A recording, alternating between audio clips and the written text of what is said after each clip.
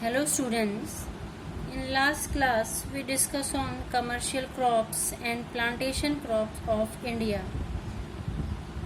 Today we discuss on major pulse crops of India and green revolution.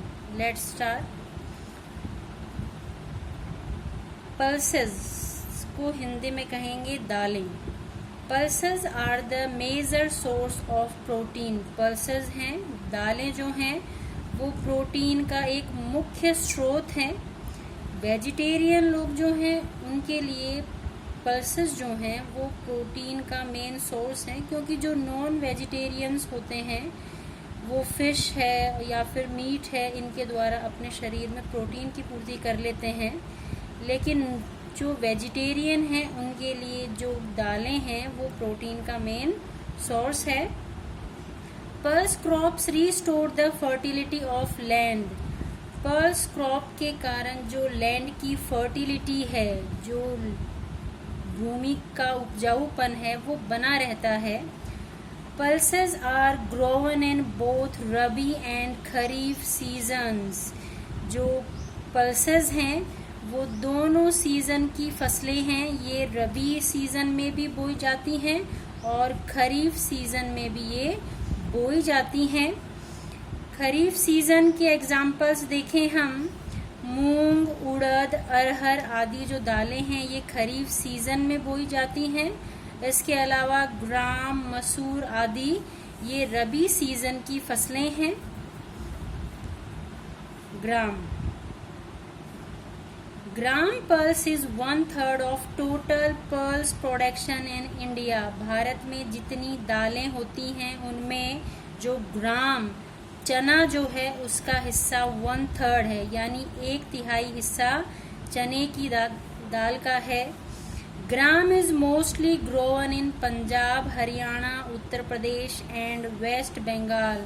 चना जो है वो मुख्यतया हमारे देश में पंजाब, हरियाणा, उत्तर प्रदेश और वेस्ट बंगाल में बोया जाता है.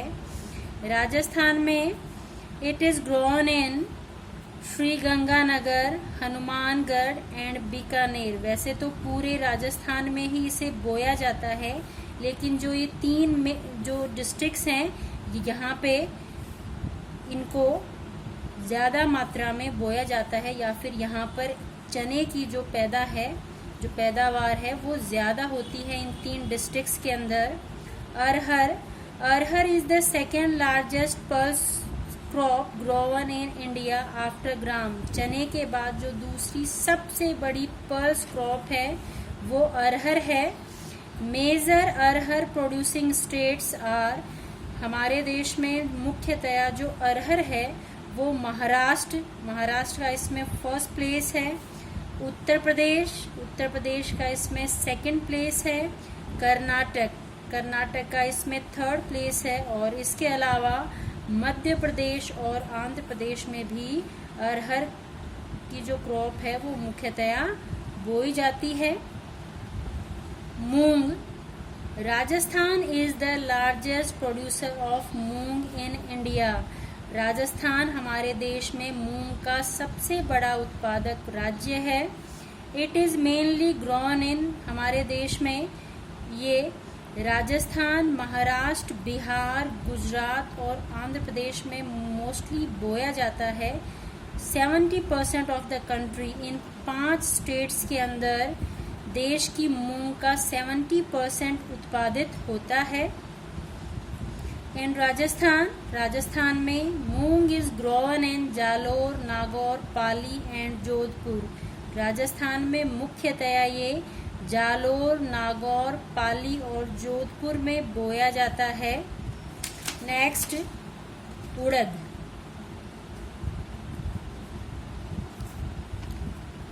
उड़द is also known as black gram.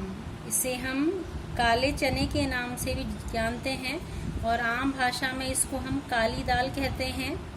It is mainly grown in Andhra Pradesh, Maharashtra, Madhya Pradesh, Punjab, Uttar Pradesh, West Bengal and Tamil Nadu. हमारे देश में मुख्यतया ये आंध्र प्रदेश, महाराष्ट्र, मध्य प्रदेश, पंजाब, उत्तर प्रदेश, वेस्ट बंगाल और तमिलनाडु में बोया जाता है। राजस्थान में ये हाड़ौती एरिया जो है, जो हमारे स्टेट का पठारी हिस्सा है, कोटा, बूंदी, झालावाड़, चित्तौड़गढ़, उदयपुर, इन डिस्ट्रिक्ट्स में उड़द की जो दाल है वो मुख्यतया बोई जाती है। आगे हम बात करेंगे ग्रीन रेवोल्यूशन की। आपके चैप्टर में टॉपिक नहीं है, लेकिन अगर एग्रीकल्चर हम पढ़ रहे हैं तो हमें ग्रीन रेवोल्यूशन के बारे में पता होना चाहिए। तो इसका हम थोड़ा जनरल जो इंफॉर्मेशन है वो आपको देंगे। Meaning the introduction of high yielding green revolution. Green revolution को हम हरित क्रांति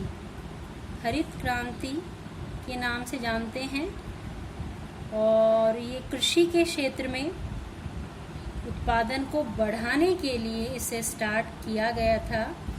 इसका मीनिंग देखें हम, the introduction of high yielding seeds and the increased use of fertilisers and irrigation methods are collectively known as green revolution.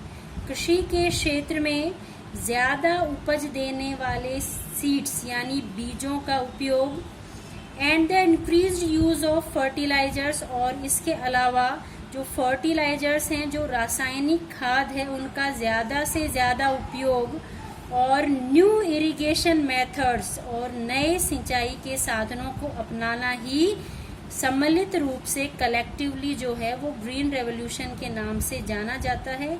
Irrigation methods में changes, यानी हमने स्प्रिंकलर सिस्टम है या फिर ड्रिप सिस्टम है, इसको अपनाकर पानी का पानी जो वेस्टेज है वो इससे कम होता है और फसलों तक ये पानी ज्यादा पहुंचता है।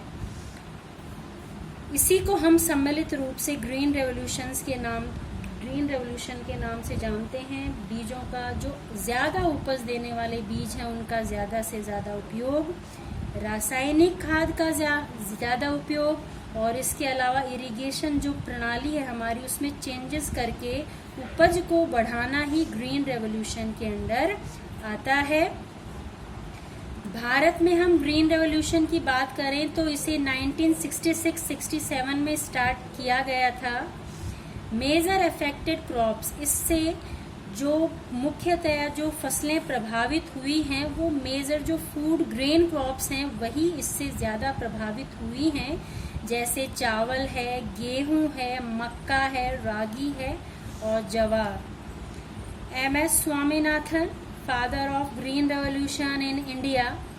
MS स्वामीनाथन, जिनको हम फादर ऑफ ग्रीन रेवोल्यूशन के नाम से जानते हैं भारत के अंदर, और इन्हें भारत में ग्रीन रेवोल्यूशन को स्टार्ट करने का श्रेय जाता है। इनका महत्वपूर्ण योगदान है, इसी कारण ये father of green revolution in India के नाम से जाने जाते हैं।